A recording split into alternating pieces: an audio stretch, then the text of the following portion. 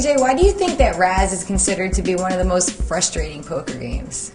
Well, it's the only game in the world. You can start off with 4 perfects, then go brick, brick, brick. And I mean, it just happens time and time again. You'll be looking at somebody playing a 9, and you've got 1, 2, 3, 4, or 1, 2, 3, 5, or something like that. And you know you're a big, big favorite in the hand. You get all this money in there, and then it just, pair, paint, or sometimes double and triple pair. I mean, it's just ridiculous. Takes a lot of the skill level out of it. Until you get heads up, then there's a lot of skill to it. But why is more skill involved when it's heads up? well, then you can put somebody on the hand and figure it out. But when a lot of cards are dealt out, that means a lot of low cards could be out too. A lot of times you'll play a lot weaker hands. You got to realize anytime there's less cards off the deck, the hands are going to be not as good as they are like when you're playing Hold'em. Say you play 10-handed, you got 20 cards that are off the deck to start with. Mm-hmm. But what if you're playing heads up? There's only 4 cards off the deck, so there's less hands that can be possible. So can you explain for our viewers what the exact objective of the game of Razz is? Yeah, the exact objective is to get 1, 2, 3, 4, 5, the very best hand you can have. So, but you can always read somebody's board and see what they have. Like last year at the horse tournament, Razz was part of the horse.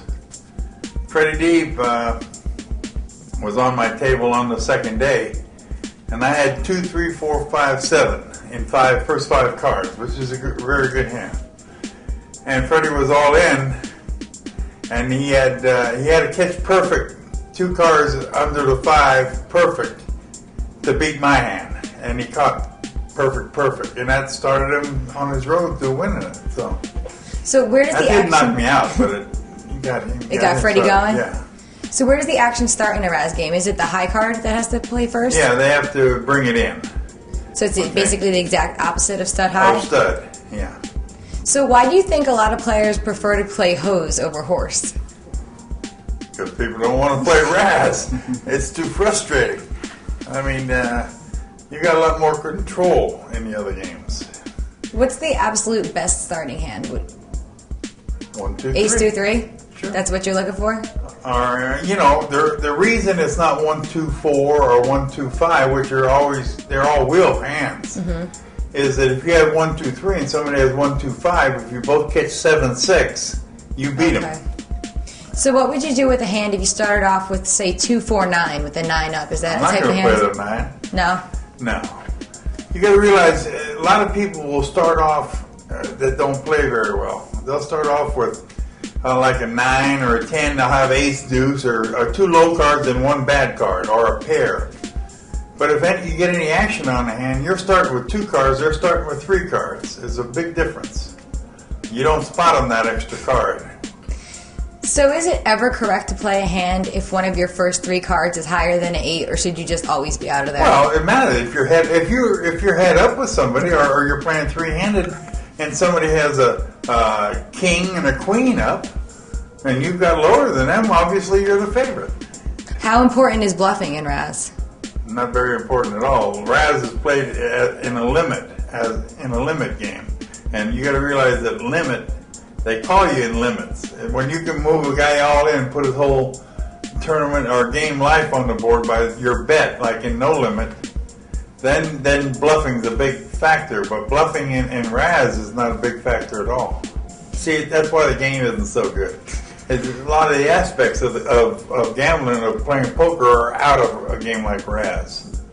So is it important to keep track of the dead cards that other players have folded, like it is in regular stud? Sure. So you know what cards you can hit? Sure. And a lot of times how their betting patterns will tell you, like when they catch a certain card up that you haven't seen, that it might pair them. They might continue their betting pattern, but if they say they raised you early, well, they got 3 low cards.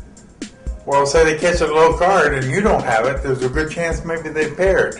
And they're continuing with their bet. You got to figure all this stuff in. That's the art of playing the game. How do you figure that stuff out? Well, that's why you're a poker player, because you can figure those things out. So is there any common mistake that you see amateur players making when they play Razz? Start with two cards.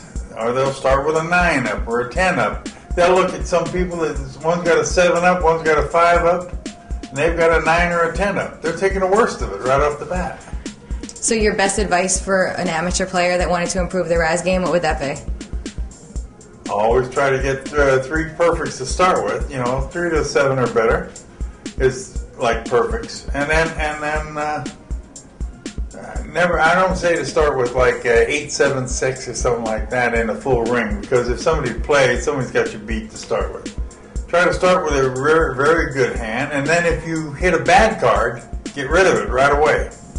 You don't chase. You start with 1, 2, 3, then you pair to 3, or you catch a king or a queen. You should get out of the hand. Get out of there, because already they've got 4 perfects and you've got 3. You're trying to catch up, but it's not a very good idea, because the people that win are the guys that don't try and catch up. They're the people that have the hands when they're playing it. So let's say you catch a perfect hand, the first 5 cards, you have ace, 2, 3, 4, 5. Is it ever a good idea to slow play that, or should you just bet because it's limit? But sure, you can slow play it if you want. I mean, if you can't be beaten, you figure the only way you're going to get money out of somebody on the end, you got 1, 2, 3, 4, 5. You might check it and then go on. But most players can sense that.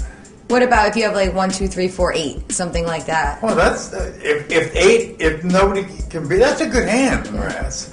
All right. The only time that's not a good hand is when there's a lot of action in the hand. That means people all have good hands.